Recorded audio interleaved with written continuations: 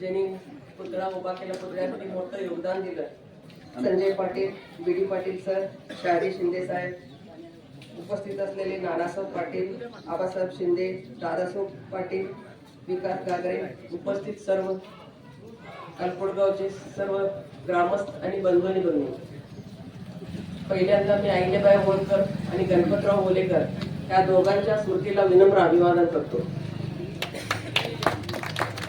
अल्कुडगाव हे कवटेमंकाळ तालुक्यातले आदर्श आणि सुसंस्कृत गाव आहे.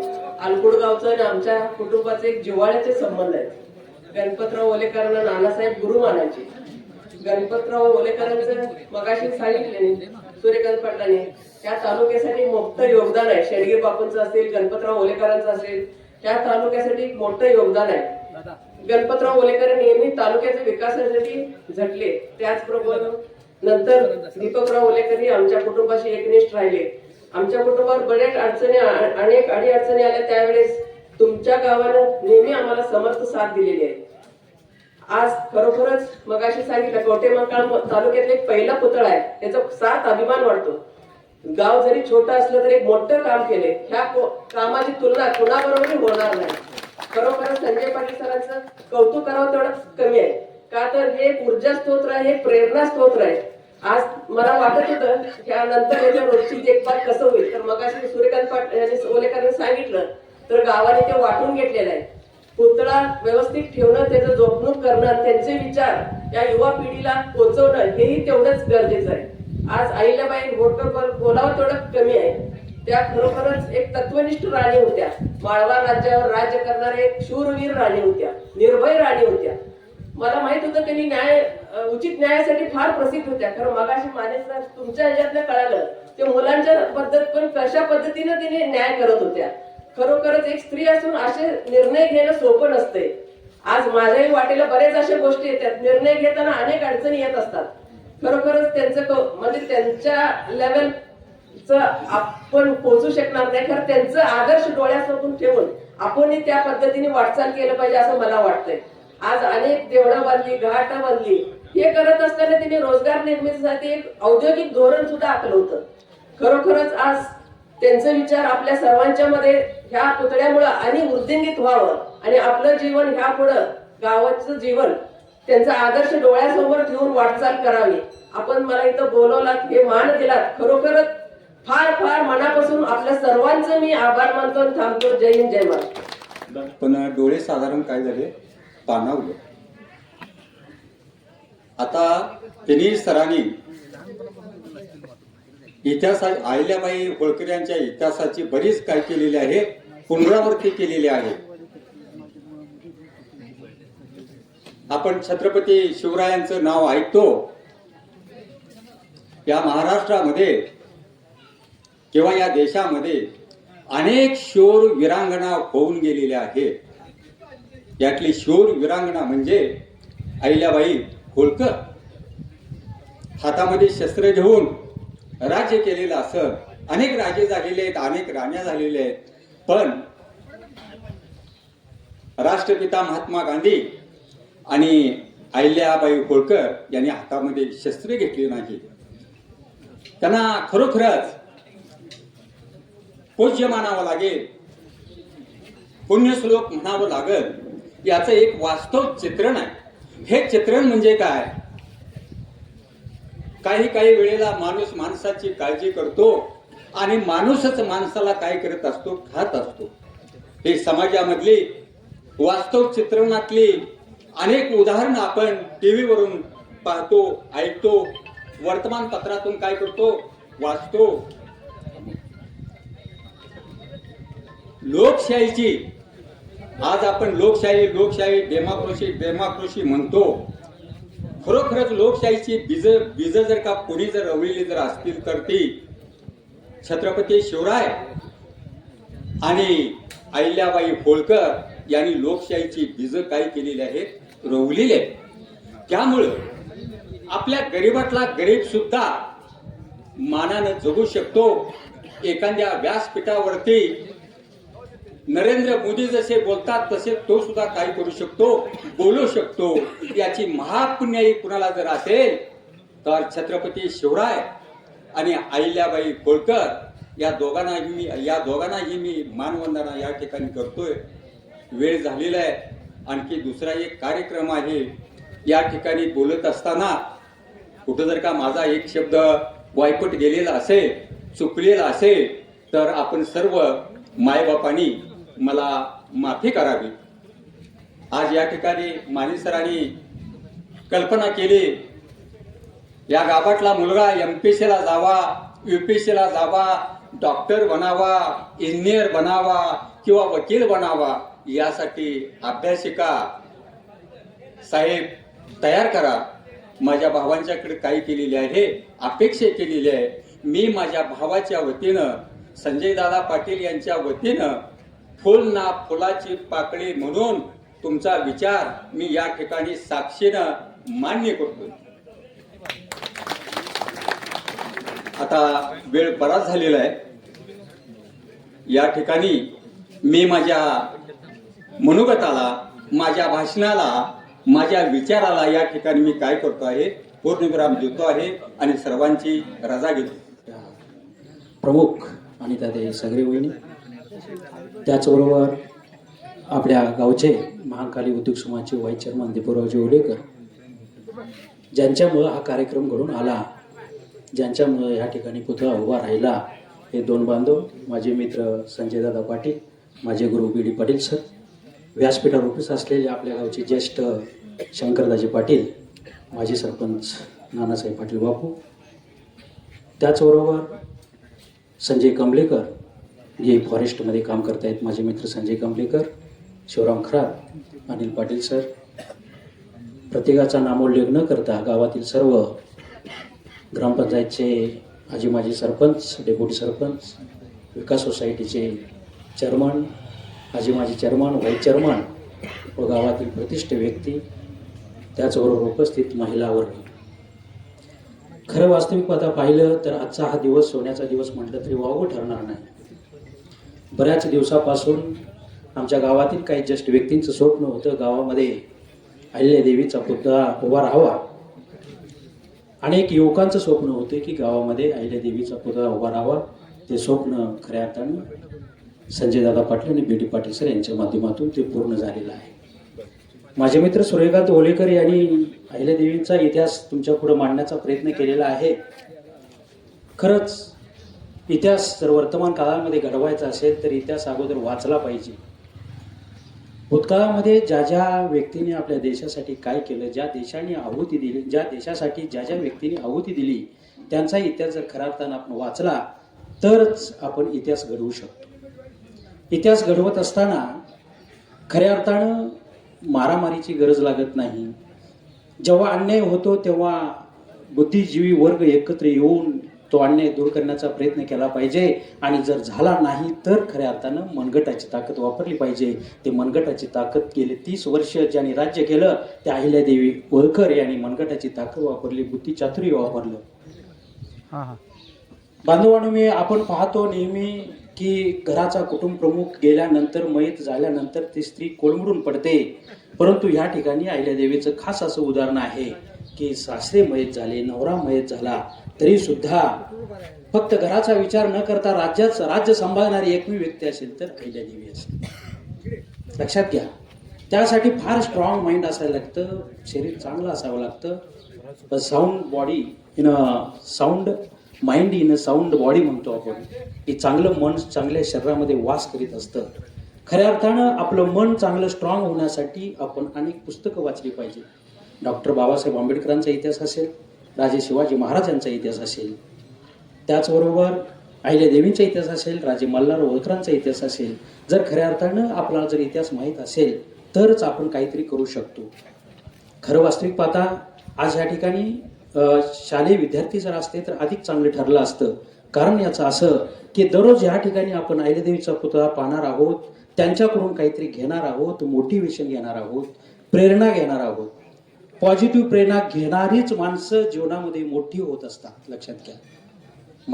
राजे मल्हाररावांनी राज्य कसं केलं, यशवंतरावांनी राज्य कसं केलं, राजे शिवाजी राजेने राज्य कसं केलं, डॉक्टर बाबासाहेब आंबेडकरांनी भारत देशाचं नाव मोठं कसं केलं, हे सर्व पुस्तकातून वाचलं पाहिजे.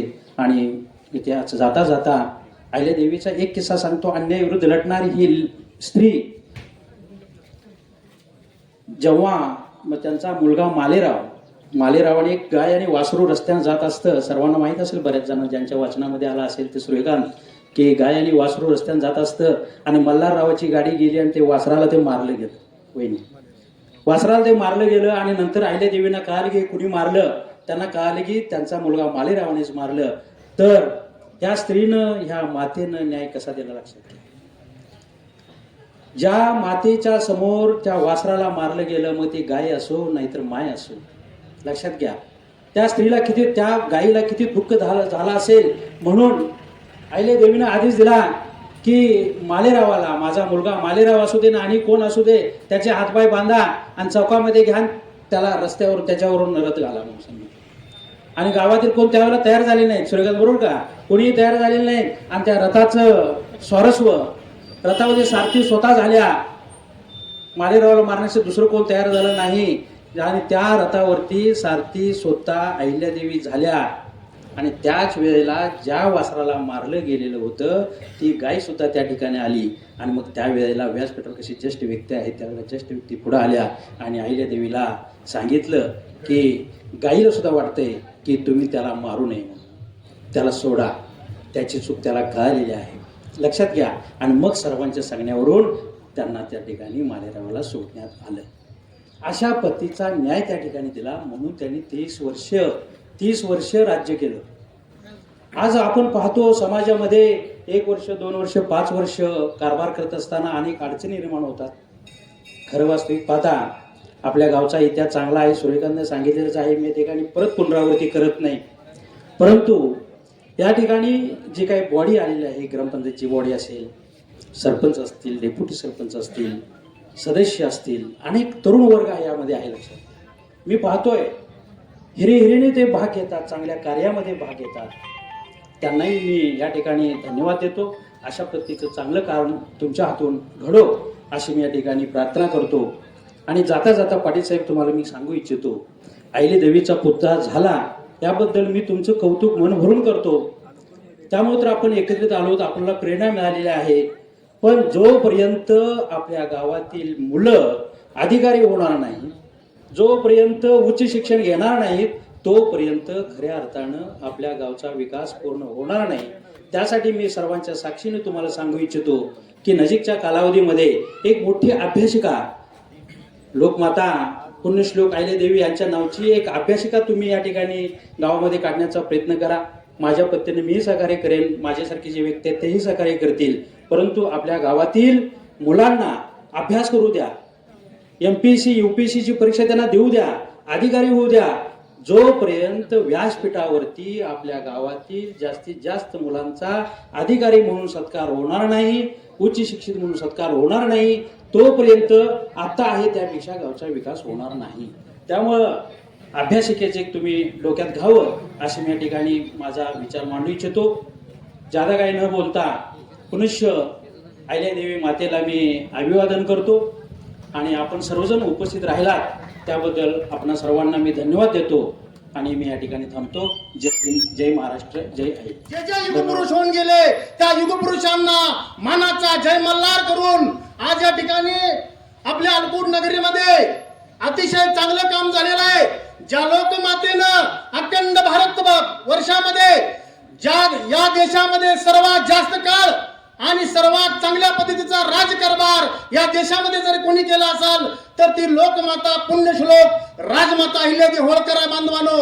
आणि त्या लोकमातेचा पुतळा या ठिकाणी आदरणीय बीडी पाटील सर आणि संजय दादा पाटील यांनी स्वखर्चातून या ठिकाणी उभा केलेला आहे. त्यांना गावातील सर्वांनी सहकार्य केलेलं आहे, ग्रामपंचायत असेल किंवा सर्वांनी.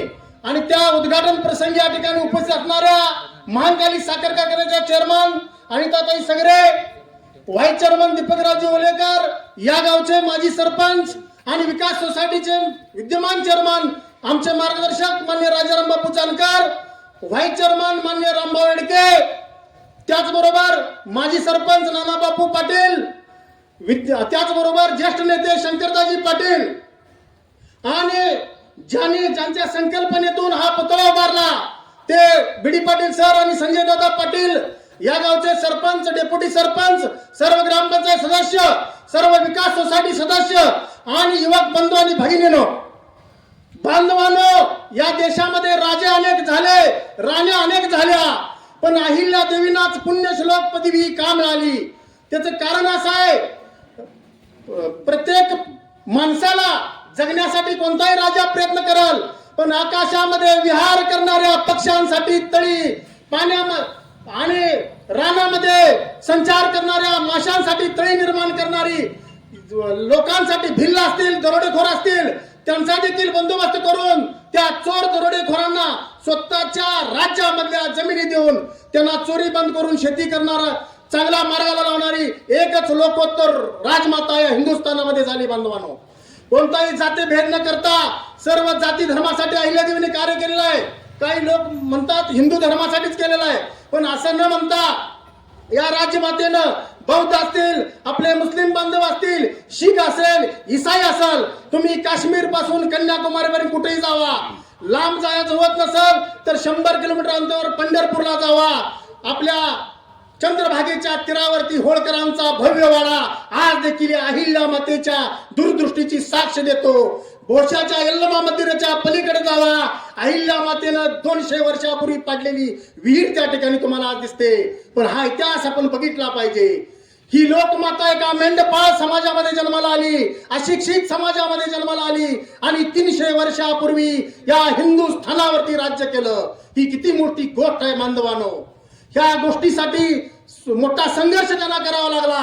सुरुवातीला सासरे मल्हारराव होळकरांचं निधन झालं, मुलगा मालेरावाचं निधन झालं, मुलगी मुक्ताईचं निधन झालं. राजा यशवंतराव होळकराला पेशव्यांनी अटक करून दिल्लीमध्ये अटक केली. अशा संकटांचा भव्य असा डोंगर उभा राहून देखील या स्त्रीनं 28 वर्ष राज्य केलं. नर्मदा नदीच्या तीरावर तुम्ही इकडे तिकडे फिरण्यापेक्षा कधी महेश्वरला जावा.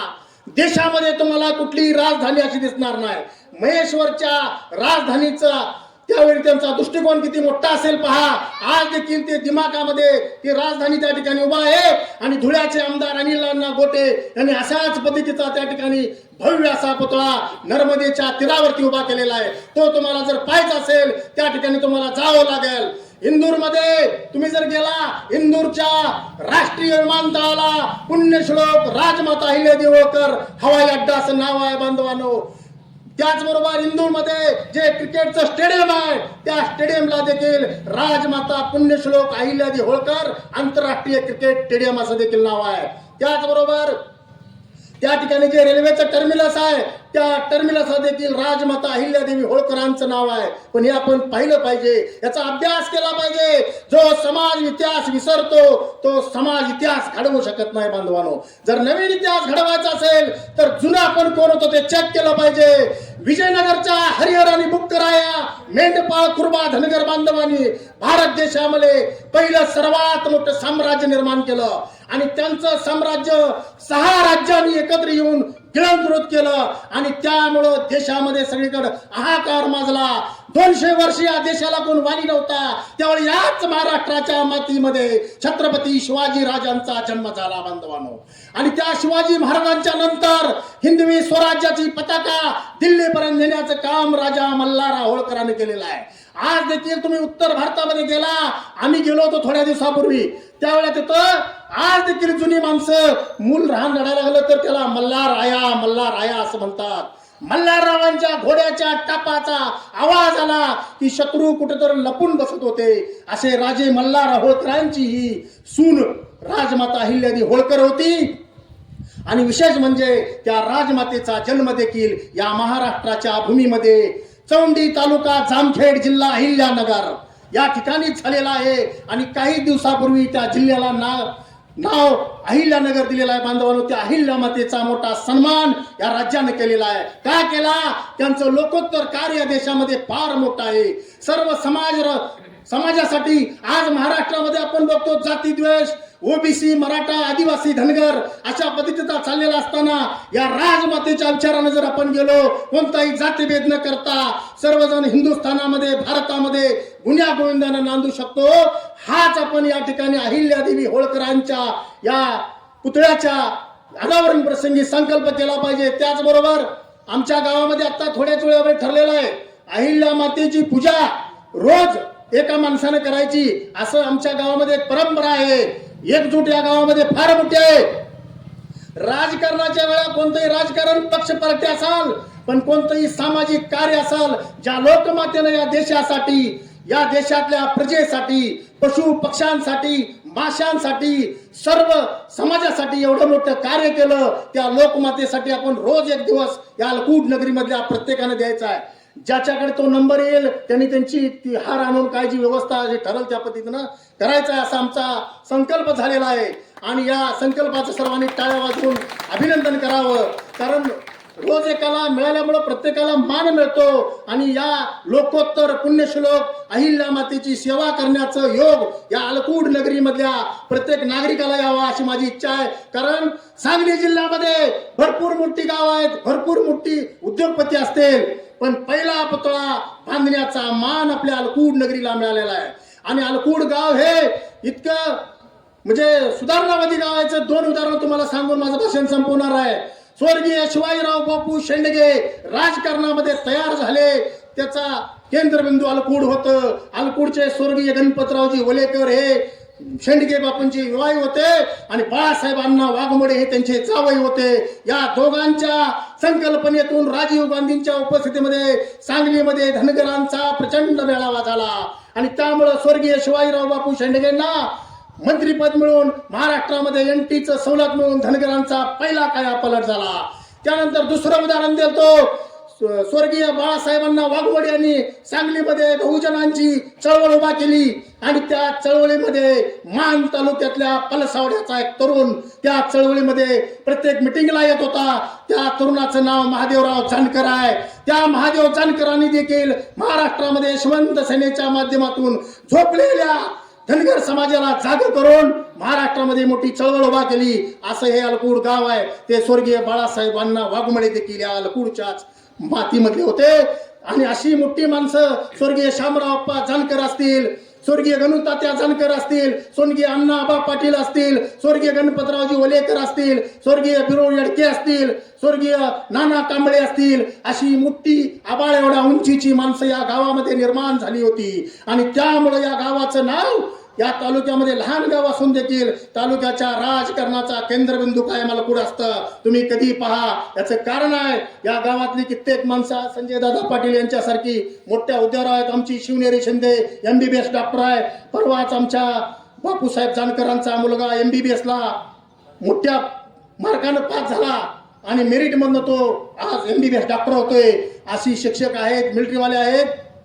असं हे सुपीक मेंदू असणारं चांगल्या विचाराचं गाव आहे. आणि त्या गावामध्ये आज अहिल्यादेवींचा पुतळा त्या ठिकाणी उभारला. आणि इथून पुढे आपण देखील एकीनं राहूया. आणि अहिल्या मातेनं ज्या पद्धतीनं या भारत देशामध्ये राज्यकारभार केला, त्याच पद्धतीनं त्या अहिल्या मातेचे अनेक वारसदार येणाऱ्या विधानसभेत महाराष्ट्रामधून पाठवूया, एवढीच या ठिकाणी इच्छा व्यक्त करून थांबतो. जय हिंद, जय मल्हार, जय भारत, जय आहे. माझं गाव कुडनूर, जत आणि कवडेमंगा दोन्ही तालुक्याच्या हद्दीवरती माझं गाव आहे. मी कुडनूरचा माजी सरपंच आहे. मी कोल्हापूरला पत्रकार म्हणून काम करतो आणि बाकी सूर्यकांत शिवाजीराव हे माझे मित्र आहेत, चळवळीमधले सहकारी आहेत. आमचे राजराम जानकर साहेब, गोरड साहेब वगैरे सगळे तुमच्या समोर मी लहानाचा मोठा झालो. आज ऊर अभिमानानं भरून आला की जे मला जमलं नाही, माझ्या गावातल्या लोकांना जमलं नाही, ते तुम्ही केलं. जरा टाळ्या वाजवा की. आपण सतत बरोबर आहे काय, दुसऱ्यासाठी टाळ्या वाजवत आलो, जरा स्वतःसाठी पण टाळ्या वाजवा. जरा जोरदार टाळ्या वाजवा स्वतःसाठी एकदा. महाराष्ट्रातल्या सकल समाज बांधवांच्या वतीनं देशभरातल्या जगभरातल्या पुण्यश्लोक लोकमाता राजमाता अहिल्यादेवी होळकर यांच्या विचारांचे जे जे म्हणून अनुयायी आहेत त्या सर्वांच्या वतीनं मी तुमचं या ठिकाणी जाहीर अभिनंदन करतो. अनेकदा निवेदन करत असताना शिवाजीराव वलेकर साहेबांनी सांगितलं की कवटेमंगा तालुक्यामधला हा पहिला पुतळा. आणखी एकदा टाळ्या वाजवा. हा इतिहास आहे. तुमची किती एकर डाळिंबीची बाग आहे, तुमच्याकडे किती ऊस आहे, तुमची किती चिक्कूची बाग आहे, सीताफळाची बाग आहे, ऊसाचे मळे, द्राक्षाचे मळे, त्याला सांगलीमध्ये गेल्यानंतर कोण विचारते का? कोल्हापूरला गेल्यावर कोण विचारते का? मुंबईला गेल्यावर कोण विचारते का? कोणीही विचारत नाही. पण तुमच्या गावामध्ये बिरोबाचं मंदिर आहे म्हटल्यानंतर आरेवाडी संपूर्ण जगभर जाणारच ना, बरोबर आहे का? तुमच्या गावामध्ये पुण्यश्लोक लोकमाता राजमाता अहिल्यादेवी होळकरांचं मंदिर आहे म्हटल्यानंतर तुमचं गाव जे आहे ते आपसुकच जगभर जाणार आहे, सर्वांच्या ओठावरती येणार आहे. याचा अर्थ असा आहे की तुम्ही तुमच्या महापुरुषांच्या विचारांच्या कोणत्या खणाखुणा तुमच्या अंगाखांद्यावरून मिरवत आहात, त्या खणाखुणा तुम्ही कशा पद्धतीनं मिरवत आहात त्यावरती तुमचं, तुमच्या गावाचं आणि तुमच्या भागाचं नाव संपूर्ण महाराष्ट्रावर होत असतं. जास्त बोलणार नाही मी, पण एक गोष्ट मला या ठिकाणी सांगायचं आहे की झेंडा या ठिकाणी फडकतोय. पुण्यश्लोक लोकमाता राजमाता अहिल्यादेवी होळकर यांची छबी आहे त्यावरती. झेंडा म्हणजे राष्ट्राचा सारा गौरव, झेंडा म्हणजे राष्ट्राचा सारा गौरव, झेंडा म्हणजे राष्ट्राची सारी आबरू, झेंडा म्हणजे राष्ट्राचा सारा ध्येयवाद. अरे झेंडा म्हणजे आपल्या सर्वांची आन बान आणि शान. कारण अत्तराच्या एका लहानशा थेंबामध्ये जसा शेकडो फुलांचा अर्क असतो, तद्वतच एका लहानशा झेंड्यामध्ये देखील कोट्यावधी लोकांचा प्राण असतो, उदाहरणार्थ तिरंगा. तशाच पद्धतीनं हा पुतळा म्हणजे समस्त अलकुडवाशांचा आत्मा आहे, तो अलकुडवाशांचा प्राण आहे, हे लक्षात घेतलं पाहिजे आपण. आणि म्हणून आजपासून अलकुडवाशांची आन बान आणि शान कशामध्ये आहे तर ती पुण्यश्लोक लोकमाता राजमाता अहिल्यादेवी होळकर यांच्या पुतळ्यामध्ये हे आपण लक्षात ठेवा. त्यासाठी ज्यांनी पुण्यश्लोक लोकमाता राजमाता अहिल्यादेवी होळकर यांच्या विचारांचा वारसा खऱ्या अर्थानं कृतीतून सिद्ध केला, त्या म्हणजे दोघा दानशूरांना मी नतमस्तक होऊन त्यांना मानाचा पिवळा जय मल्हार करतो, बाजीराव पाटील साहेब आणि संजय दादा पाटील. आणि पुण्यश्लोक लोकमाता राजमाता अहिल्यादेवी होळकर यांचा जो दान धर्माचा वारसा आहे तो त्यांनी कृतीतून सिद्ध केलेला आहे. त्यामुळे महाराष्ट्रातील सकल समाज बांधवांच्या वतीनंही त्यांना धन्यवाद देतो, त्यांना हार्दिक शुभेच्छा देतो. दुसरी महत्वाची गोष्ट म्हणजे तुम्ही सर्वांनी देखील या पुतळ्यासाठी तन मन धनानं योगदान दिलेलं आहे. त्यामुळे तुमचं देखील महाराष्ट्रातल्या समाज बांधवांच्या वतीनं गावातल्या माणसांनी गावातल्याची म्हणजे स्वतःची आरती करणं आणि दुसऱ्याने आपली आरती करणं यामध्ये फरक आहे ना. म्हणून मी शेजारी म्हणून तुमचं या ठिकाणी अभिनंदन करतो. ही गोष्ट तुम्ही लक्षात घ्या. बऱ्याच जणांनी सांगितलं की आमचा इतिहास असा आहे, आमचा इतिहास तसा आहे. होय, तुमचा इतिहास तसा आहे, बरोबर आहे का? पण इतिहास हा एखाद्या डेड बॉडी सारखा असतो. इतिहास हा एखाद्या डेड बॉडी सारखा असतो, त्यामध्ये मी जात नाही. म्हणून इतिहासामध्ये आम्ही राजे होतो, इतिहासामध्ये आम्ही महाराजे होतो हे सांगण्यामध्ये आता वेळ वाया घालवू नका. तर इतिहासापासून धडे घ्या, दाखले घ्या, शोध घ्या, बोध घ्या, प्रेरणा घ्या, ऊर्जा घ्या आणि इतिहासाची पुनरावृत्ती करायला शिका.